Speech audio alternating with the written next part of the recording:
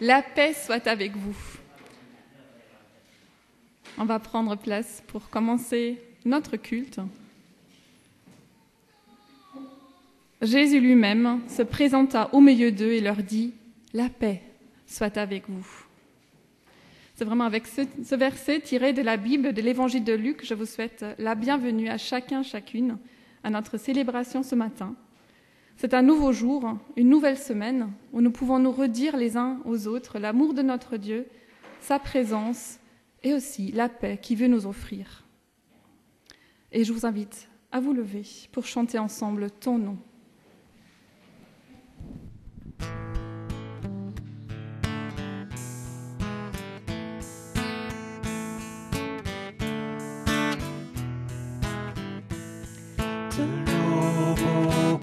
Coucher du soleil, tes splendeurs nous émerveillent, et notre cœur d'enfant répond en glorifiant ton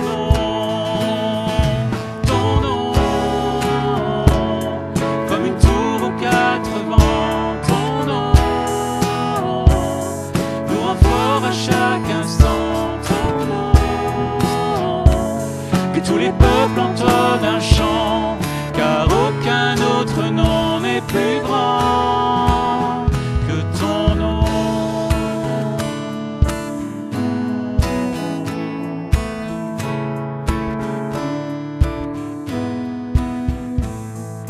Jésus fortifie nos cœurs par ta grâce et ta grandeur. Car c'est à toi que nous prions, viens glorifier ton nom, comme une tour aux quatre vents, ton nom nous rend fort à chaque instant, ton nom, que tous les peuples entonnent un chant, car aucun autre nom n'est plus grand que ton nom, comme une tour aux quatre vents, ton nom nous rend fort à chaque instant, ton nom, que tous les peuples entonnent un chant, car aucun autre nom n'est plus grand que ton nom.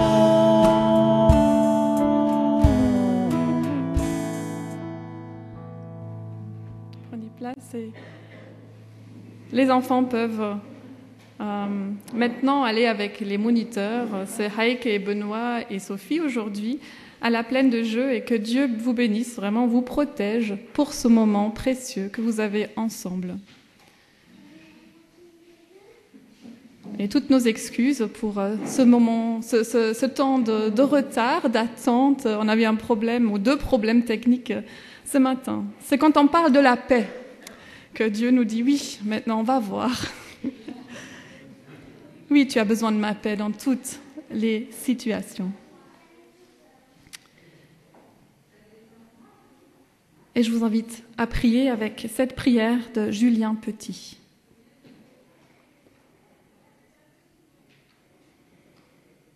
Quand ma foi se fait discours, souffle-moi que parler avec toi compte plus que parler de toi. Quand ma foi se fige en certitude, montre-moi qu'il est vain de dresser des échelles sur lesquelles on ne monte pas soi-même. Quand ma foi reste accrochée au passé, éveille-moi à la beauté nouvelle de chaque jour, héritage, mais aussi promesse. Quand ma foi est rivée au ciel, conduis-moi à Jésus, qui a connu la pesanteur de la terre et nous a visités à hauteur d'homme. Quand ma foi chancelle sous les assauts du doute, que le vase se révèle d'argile, fais-moi sentir ta main de potier qui poursuit inlassablement son œuvre. Amen. Et nous allons nous mettre à l'écoute du psaume 42.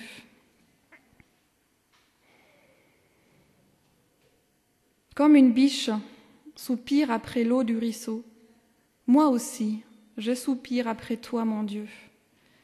Je soif de Dieu, du Dieu vivant. Quand pourrai-je enfin entrer dans son temple pour me présenter devant lui? Jour et nuit, je me rationne de larmes, car on me dit sans cesse, « Ton Dieu, que fait-il donc ?» Je laisse revenir les souvenirs émouvants du temps où j'avançais en tête du cortège, vers la maison de Dieu, avec une foule de personnes en fête, qui criaient à Dieu leur reconnaissance et leur joie. À quoi bon me désoler? À quoi bon me plaindre de mon sort? Mieux vaut espérer en Dieu et le louer à nouveau, lui mon sauveur et mon Dieu. Au lieu de me désoler, je m'adresse à toi, mon Dieu, depuis l'endroit où je suis, aux sources du Jourdain, près du Mont Petit, dans les montagnes de l'Hermont. Tu fais gronder les torrents, un flot en appelle un autre, tu les fais tous déferler sur moi. Je suis complètement submergée. Que le Seigneur me montre sa bonté le jour, et je passerai la nuit à chanter pour lui, à prier le Dieu qui me fait vivre.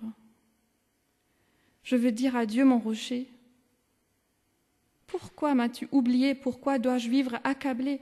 Pourquoi laisses-tu mes ennemis m'écraser?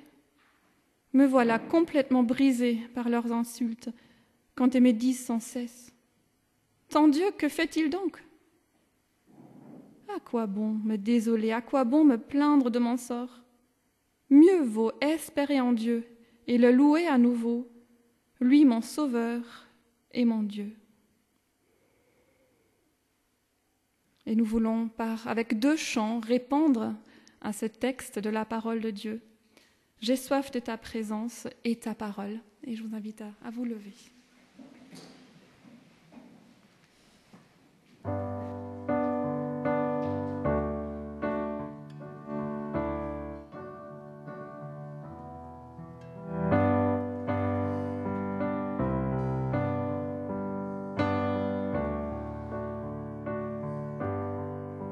J'ai soif de ta présence, divin chef de ma foi.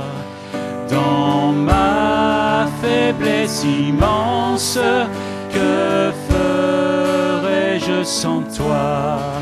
Chaque jour, à chaque heure, oh, j'ai besoin de toi. Viens, Jésus, et demeure auprès de moi. Des ennemis dans l'ombre rôdent autour de moi, accablés par leur nombre, que ferais-je sans toi? Jour à chaque heure, oh, j'ai besoin de toi. Viens, Jésus, et demeure auprès de moi. Oh, Jésus, ta présence, c'est la vie et la paix. La paix dans la souffrance et la vie à jamais. Chaque jour, à chaque heure, oh, j'ai besoin de toi. Viens, Jésus, et demeure auprès de moi.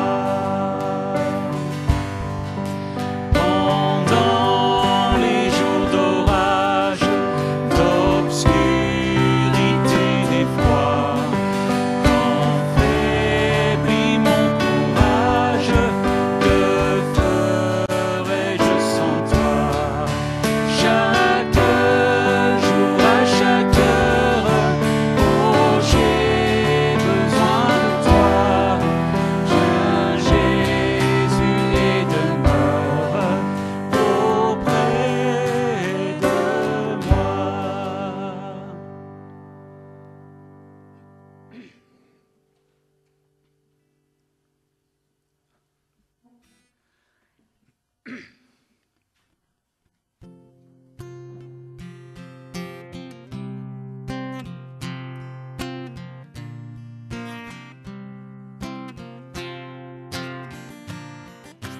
Ta parole est une lampe devant mes pas, elle éclaire mon sentier. Ta parole est une lampe devant mes pas, elle éclaire mon sentier.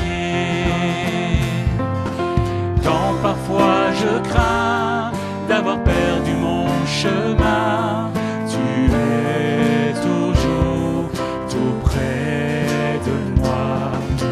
Non, je ne craindrai rien, car tu me tiens par la main, tout près de moi jusqu'à la fin. Ta parole est une lampe devant mes pas, elle éclaire mon sentier.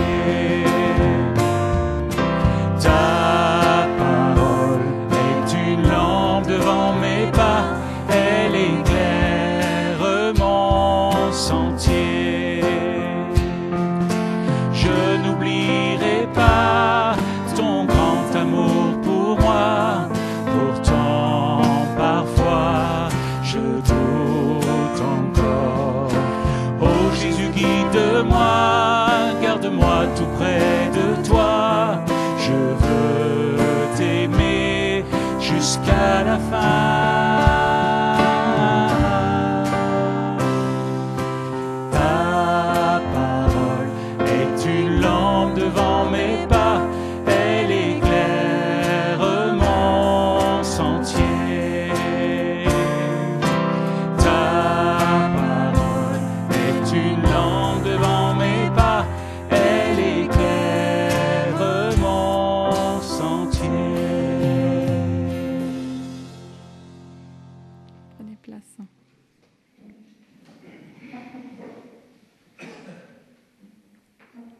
Nous venons de chanter « Quand parfois je crains d'avoir perdu mon chemin ».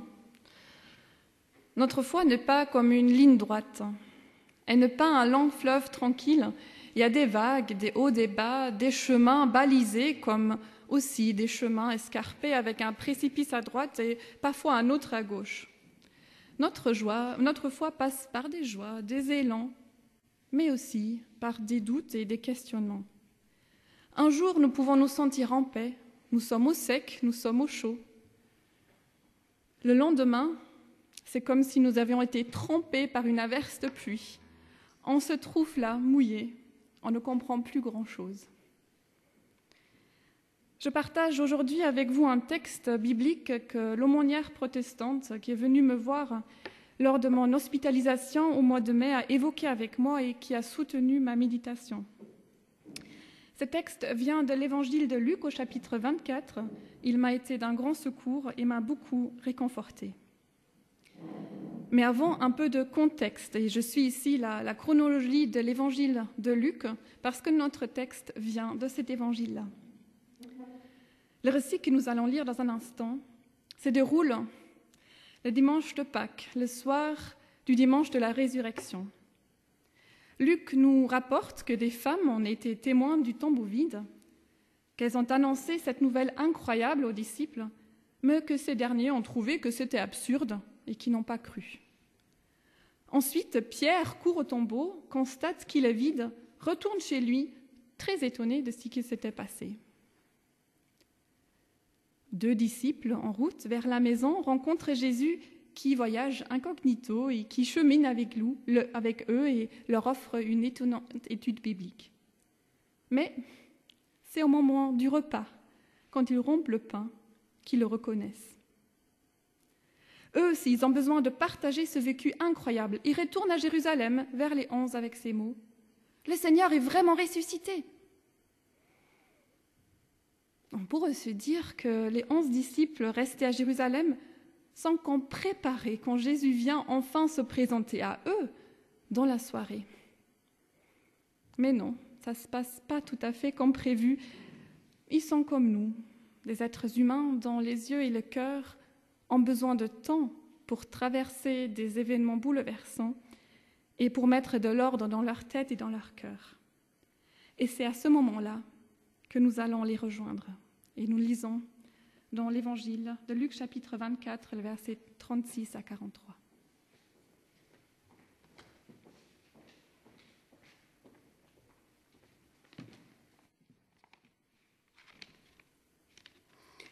Il parlait encore quand Jésus lui-même se présenta au milieu d'eux et leur dit « La paix soit avec vous ».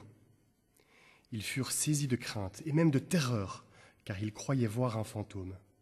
Mais Jésus leur dit « Pourquoi êtes-vous troublés ? Pourquoi avez-vous ces doutes dans vos cœurs ? Regardez mes mains et mes pieds, c'est bien moi. Touchez-moi et voyez, car un esprit n'a ni chair ni eau. Contrairement à moi, comme vous le constatez. » Il dit ces mots et leur montra ses mains et ses pieds.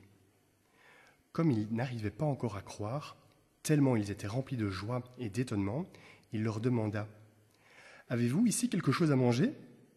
Ils lui donnèrent un morceau de poisson grillé. Il le prit et le mangea devant eux. Merci beaucoup. Il le prit et le mangea devant eux.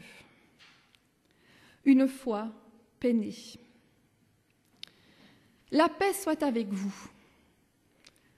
Les disciples ont dû être saisis d'être interrompus dans leur discussion animée parce qu'ils croyaient être un fantôme qui leur souhaite la paix. Étrange situation. Les textes nous parlent de crainte, de terreur, qui sont des émotions fortes, difficiles à vivre. Au début de son évangile, Luc nous rapporte que cette même terreur avait saisi Zacharie quand un ange se présenta à lui en plein milieu de son service au temple et lui annonce que la vie peut jaillir d'un corps bien âgé. Jésus avait fait cette promesse à ses disciples dans les derniers temps avant sa mort. « C'est la paix que je vous laisse. C'est ma paix que je vous donne. Je ne vous la donne pas à la manière du monde.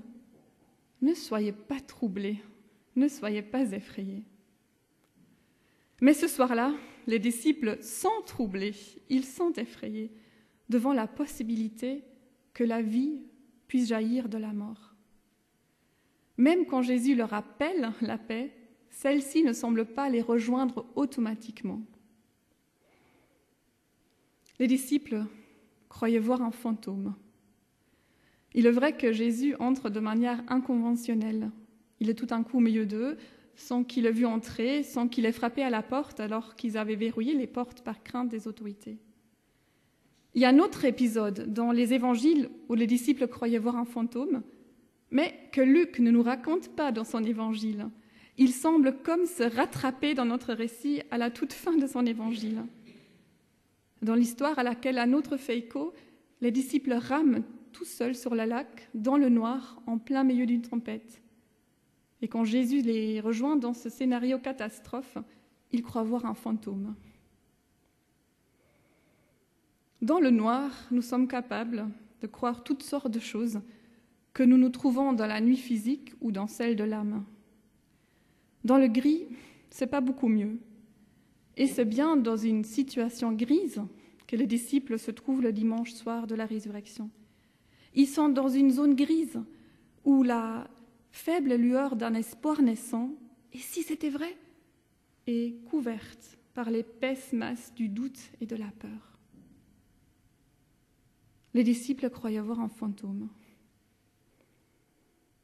Il y a des jours où nous aussi, nous croyons voir un fantôme, des jours où nous sommes tout simplement effrayés, des jours où nous ne voyons plus Jésus, où nous sommes capables de croire en des fantômes, mais pas en beaucoup plus, où nous ne comprenons pas ce qui nous arrive, où l'absence de Jésus nous est si difficile, si douloureuse. Des jours où la paix a fait sa malle, laissant sa place vacante. Des jours où il ne reste plus que des miettes de ce que notre foi a été. Il y a des moments dans notre vie où notre foi s'accroche à une miette. Il ne reste plus grand-chose à part des souvenirs, comme l'exprimait aussi le poète dans le psaume 42 que nous avons lu au début du culte. Il s'agit de ces moments où notre foi est peinée, où elle a été secouée. Oui, ma foi s'accroche parfois à une miette, mais cette miette-là, je ne veux pas la lâcher. Cette miette-là, je crois qu'elle est réelle. Cette miette-là, elle sera peut-être toute ma nourriture pendant des jours, des semaines, parfois des mois. Une lueur d'espoir dans le gris. Je comprends la difficulté des disciples à croire. Car même s'ils ont été témoins de plusieurs résurrections au cours de ces 3 dernières années passées avec Jésus, celui qui ressuscitait les morts venait tout juste d'être enterré. Et ça changeait tout. Le fait de revenir de la mort n'était pas quelque chose de quotidien, de facilement compréhensible.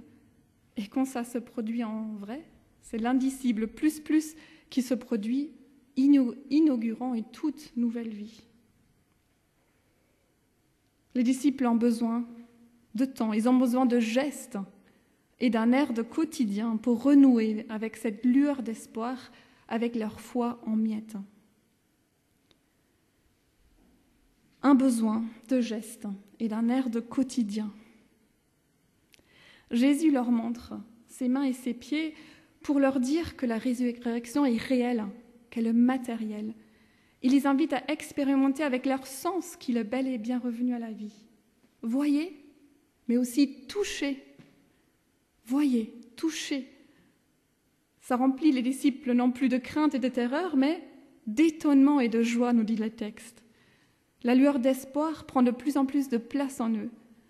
Mais quel bain émotionnel! Cette fois-ci, c'est la joie, si chère à Luc, et l'étonnement qui font qu'ils n'arrivent pas à croire.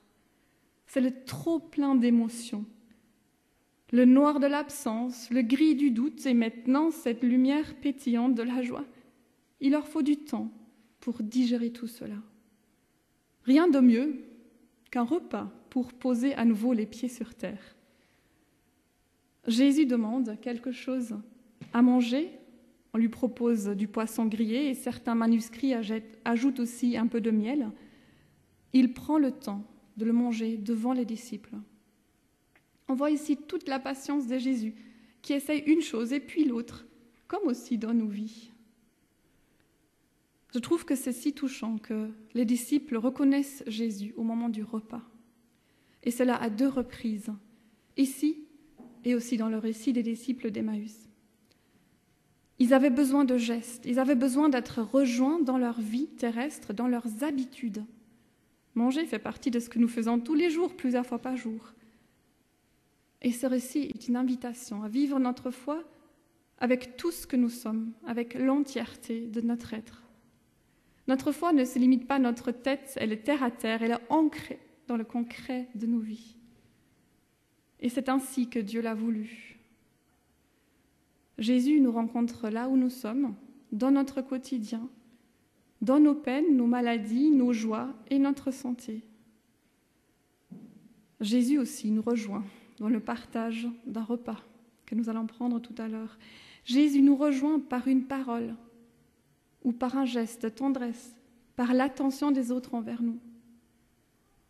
Dans cette épreuve qui m'a conduite à la méditation de ce texte, Jésus m'a rejoint par l'attention et la douceur des aides-soignants et des infirmières dans le concret de ce que je vivais. Cette rencontre si proche, si humaine des disciples avec Jésus a aussi quelque chose de déconcertant.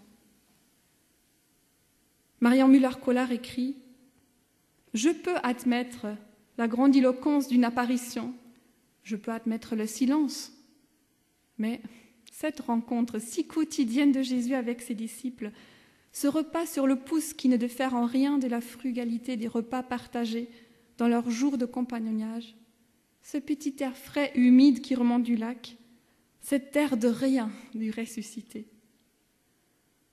C'est vrai qu'on se serait peut-être imaginé quelque chose de plus spectaculaire qui en jette, mais cet air de rien du ressuscité est plus parlant que tout l'éclat que l'on pourrait s'imaginer. Le fait que Jésus nous rejoint là où nous sommes, dans ce que nous vivons, est plus parlant de toute apparition spectaculaire qu'on pourrait peut-être espérer parfois.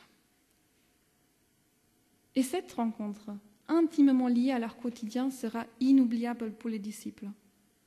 À chaque fois qu'ils mangeront du poisson grillé, et ça lui est encore arrivé un certain nombre de fois, ils pourront se souvenir de ce moment unique avec Jésus. À nous aussi. Ce moment, cette rencontre si humaine, nous dit quelque chose de la présence de Dieu avec nous, sur sa manière d'être présent avec nous encore aujourd'hui, même et surtout dans les moments où notre foi ne s'accroche plus qu'à une miette. Daniel Bourguet écrit dans un petit livre « Dieu au cœur de nos vies » au sujet de la présence de Dieu, la qualifiant de « présence-absence ». Il arrive à l'homme de devenir encombrant dans sa manière d'être présent. Je pense qu'on a déjà tous expérimenté ça. Et je me demandais pourquoi, dans sa présence, Dieu n'est jamais encombrant. Il peut combler sans être encombrant. Je commence maintenant à comprendre la qualité de cette présence. Non seulement Dieu n'est jamais encombrant, mais encore il a une manière d'être présent qui fait de la place à l'homme. Oui, il prend toute la place sans prendre de place. Et même, il prend toute la place en faisant de la place, élargissant les cœurs, approfondissant l'horizon, dilatant le temps. Peut-être est-ce cela, la présence-absence. Le Fils de Dieu ressuscité n'est pas encombrant dans sa présence. Par ce repas improvisé, il prépare ses disciples à accueillir sa présence simple mais réelle. Une présence qui, par moments, s'efface, qui, par moments, se fait absence, nous faisant encore davantage soupirer après sa présence. En les rejoignant là où ils sont, Jésus prépare ses disciples à recevoir sa paix, même au moment où il sera absent, leur aidant à trouver leur place dans ce monde. Une fois peinée, un besoin de geste et une paix cadeau. Une paix cadeau. La paix soit avec vous. Nous revenons au début de notre récit. La paix en hébreu se dit shalom et c'est ce mot dans sa variante araméenne que Jésus a utilisé quand il a dit à ses disciples. C'était la salutation habituelle dans le contexte où vivait Jésus, mais cette salutation prend ici quand même un sens particulier. Shalom vient d'une racine qui veut dire complet, entier. Apporter le shalom, c'est combler, restaurer dans son entièreté ce qui est brisé. Quand Jésus dit à ses disciples « La paix soit avec vous », il semble dire « Maintenant que je suis mort et ressuscité, cette paix est accessible pour vous. Je suis votre paix. Je restaure ce qui est brisé dans ce monde blessé. Je restaure ce qui est brisé en chacun de vous.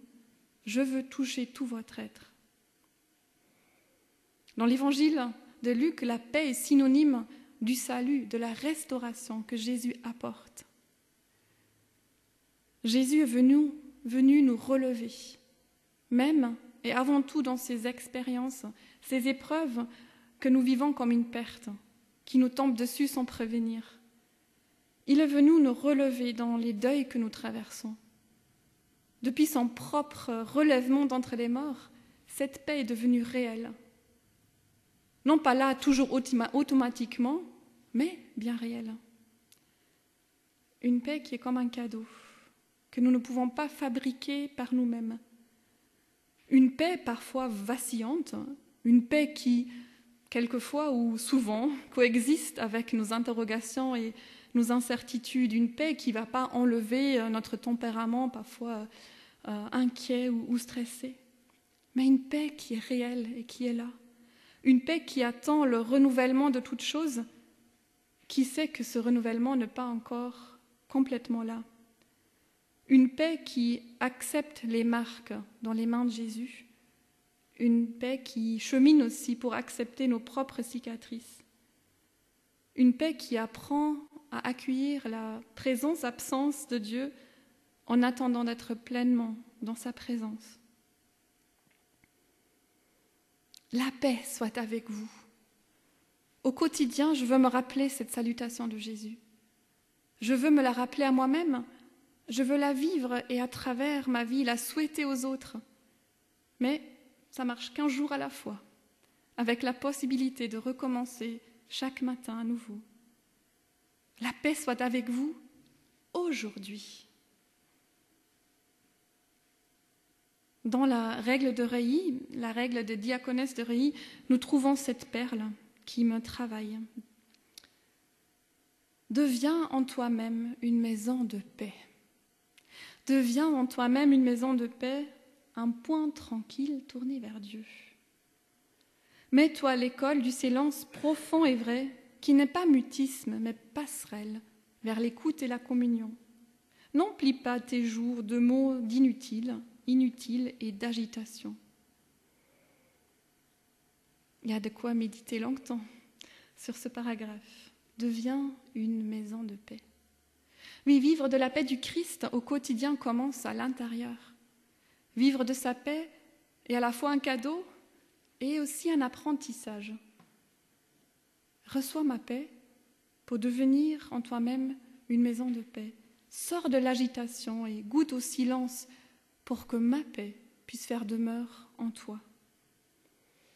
Une paix ancrée dans ce que Christ a accompli à la croix. Une paix qui trouve sa joie dans la restauration de toute chose qui est en cours et qui sera complète quand Jésus reviendra.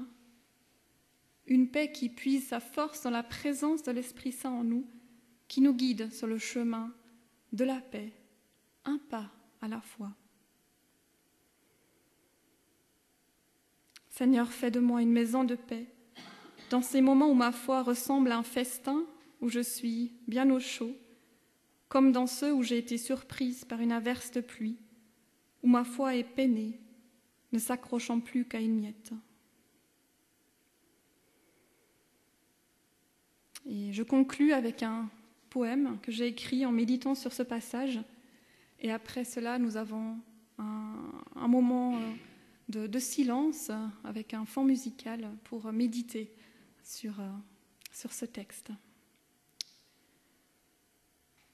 Dans le noir, rien. Une main, une lueur, une farce. La paix soit avec vous, cachette obscure de ta présence absente. La foi peinée s'accroche à une miette, même à un fantôme. Tu es, sans encore éliminer tout mal. Tu es, m'entourant de tes bras. Tu es si loin, fin fond de ma mémoire. Mon corps en est froid. Un fantôme ne mange pas de poisson grillé surtout. Rompre le pain, m'ouvre les yeux. Consolation de larmes percées. J'ai besoin de gestes, de chair et d'un peu de miel. Deviens en toi-même une maison de paix. Amen.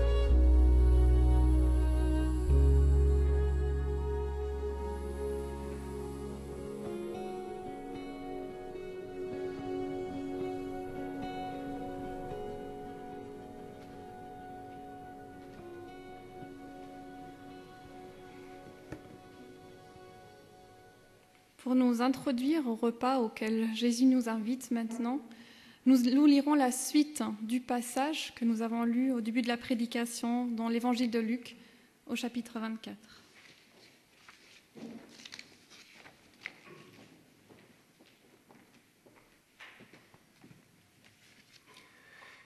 Ils lui donnèrent un morceau de poisson grillé. Il le prit et le mangea devant eux. Puis il leur dit : « Quand j'étais encore avec vous, voici ce que je vous ai déclaré. Ce qui est écrit à mon sujet dans la loi de Moïse, dans le livre des prophètes et dans les psaumes, tout cela devait s'accomplir. » Alors il leur ouvrit l'intelligence pour qu'ils comprennent les Écritures. Et il leur dit : « Voici ce qui est écrit. Le Christ souffrira et ressuscitera d'entre les morts le 3e jour. Et l'on proclamera son nom devant toutes les populations. En commençant par Jérusalem, on appellera chacun à changer de vie et à recevoir le pardon des péchés. Vous êtes témoins de tout cela, et j'enverrai moi-même sur vous ce que mon Père a promis. Et vous, restez dans la ville jusqu'à ce que vous soyez remplis de la puissance d'en haut. »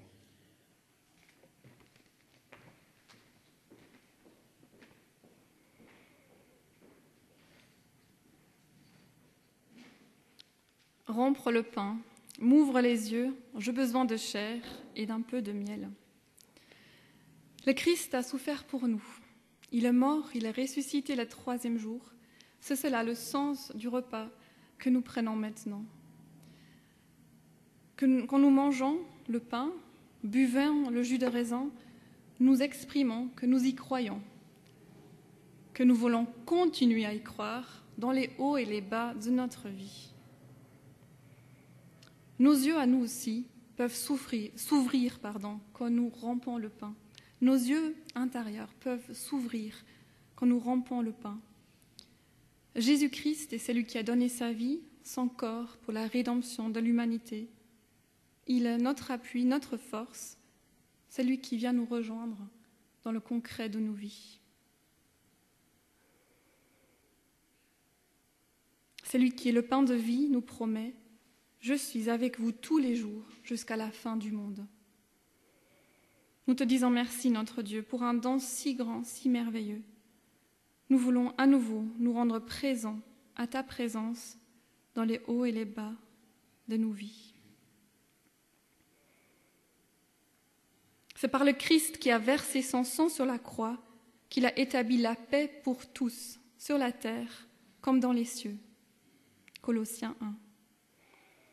Nous te disons merci, notre Dieu, pour un don si grand, si merveilleux. Nous accueillons ta paix et attendons avec une ferme espérance la restauration de toutes choses. Amen. Il y a 2 personnes qui pourront venir pour distribuer ce pain, ce jus de raisin. Et nous aussi, nous allons faire un geste. Nous allons prendre le pain, prendre le jus. Et c'est vraiment aussi un cadeau que Dieu nous a fait. Ces gestes pour nous rappeler qu'il est vraiment là de concret de nos vies. Et nous chantons « Quand j'ai vu tes mains ».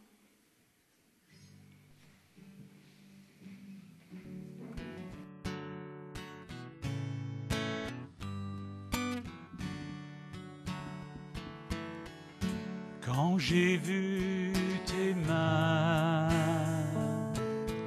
guérir tant de malades, quand j'ai vu tes mains qui rompaient du pain pour nourrir tout autour de toi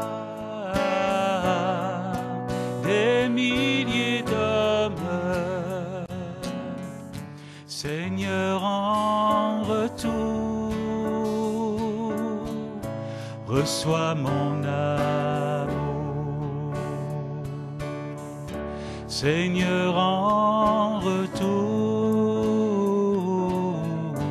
reçois mon amour. Quand j'ai vu tes pieds saigner de partout, quand j'ai vu tes pieds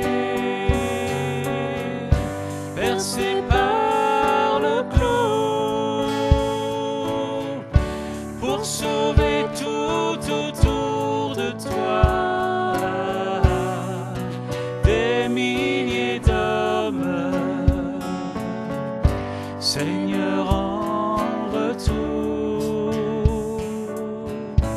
reçois mon amour. Seigneur, en retour, reçois mon amour. Quand j'ai vu tes yeux, pleins de pleurs, de larmes, quand j'ai vu tes yeux, au regard d'amour, pardonner tout autour de toi, des milliers d'hommes, Seigneur, en retour, reçois mon amour. Seigneur, en retour, reçois mon amour. Et quand j'ai vu ton corps, tout meurtri de coups, quand j'ai vu ton corps, vivant malgré tout, ressuscité pour toujours, des milliers d'hommes, Seigneur, en retour, reçois mon amour. Seigneur, en retour, reçois mon amour.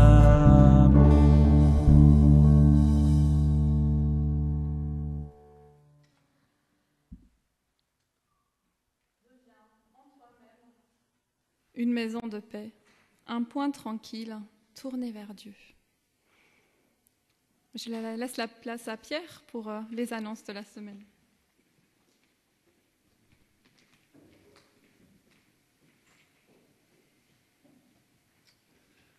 Merci Lydia. Alors la vie d'une communauté, vous le savez, c'est fait de jours de joie, c'est fait aussi de jours plus difficiles. Alors ce matin, aujourd'hui, je sais que c'est un peu la même. Ces deux choses existent au sein de notre communauté. Et il y a un an, nous disions au revoir à notre frère Raymond. Et donc c'était un jour un peu plus difficile pour Maraïk. Pardon pour l'émotion. Donc entourant Maraïk ce matin. Mais c'est aussi un jour de joie, heureusement. Alors après avoir embrassé Maraïk, n'oubliez pas d'embrasser Elga, dont c'est l'anniversaire. Voilà. Bon anniversaire, Elga. Les annonces pour cette semaine, nous nous retrouvons bien sûr dimanche prochain pour le culte. Jeudi, c'est ce jeudi 22 août, il y a une réunion de prière à Woluwe-Saint-Lambert, une réunion de prière en vrai. C'est chez Joël. Alors si vous voulez savoir plus de détails, voyez Joël qui est au piano. Elle vous accueille à la maison. À 19h45. Le dimanche 8 septembre, on est en train de préparer la rentrée. Je peux vous dire que dans les coulisses, ça s'active. Lydia, Audrey sont revenus. Une équipe bricolage a travaillé hier. Enfin bref, plein de choses se préparent et on sera heureux de vous les présenter le 8 septembre. Mais aujourd'hui, sauf erreur, il y a déjà quelque chose. Ouais, voilà. Aujourd'hui, c'est la sortie Stock & Fun, tapis de fleurs, visite de la tour de l'hôtel de ville, balade au parc de Bruxelles. Et là, je vous propose de vous adresser à Amandine qui est là au milieu. Voilà. Communiquez-nous votre email. Voici nos deux pasteurs au cas où vous ne les connaissez pas. Et voici les associations que nous soutenons. Depuis la semaine passée, Benoît nous a apporté le nouveau magazine du sel, donc je vous le rappelle, il est à votre disposition à l'entrée. C'est tout pour aujourd'hui.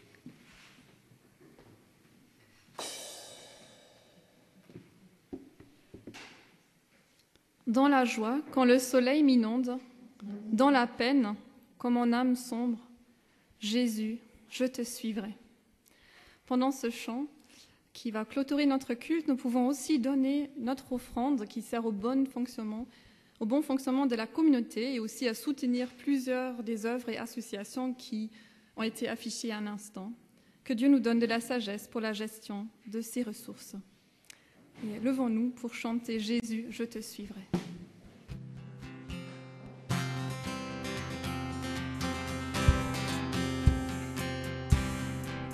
Dans la joie, quand le soleil m'inonde, sur les monts où ta présence abonde. Oh. Jésus, je te suivrai. Dans la peine, quand mon âme sombre, dans la vallée du deuil et de l'ombre.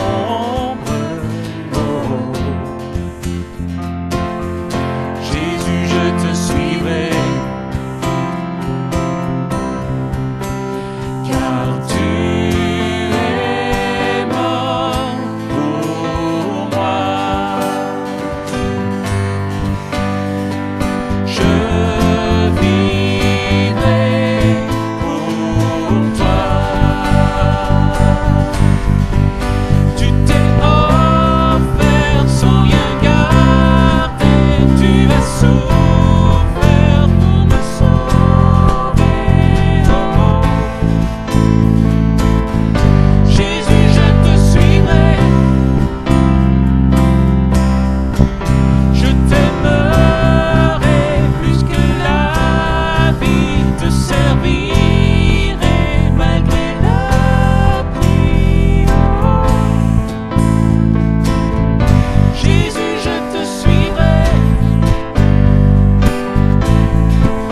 confiant quand ma foi est profonde, dans le doute quand ma paix semble fondre.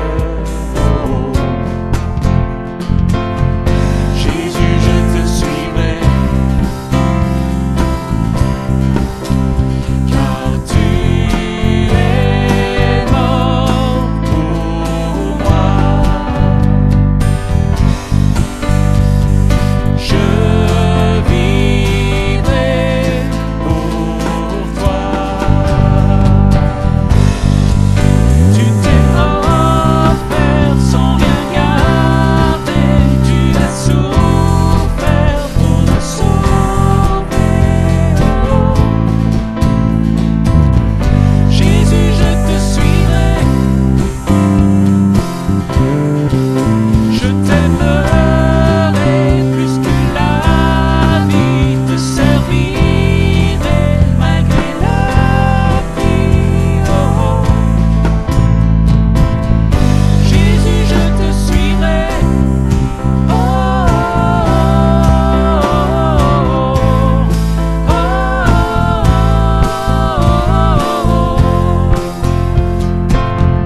Jésus, je te suivrai.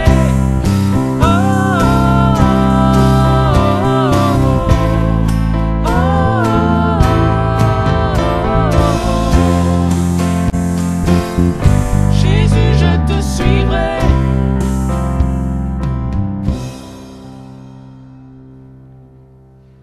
Que Dieu le Père et le Seigneur Jésus-Christ accordent à tous les frères et à toutes les sœurs la paix et l'amour avec la foi. Un bon dimanche et une belle semaine à chacun et chacune.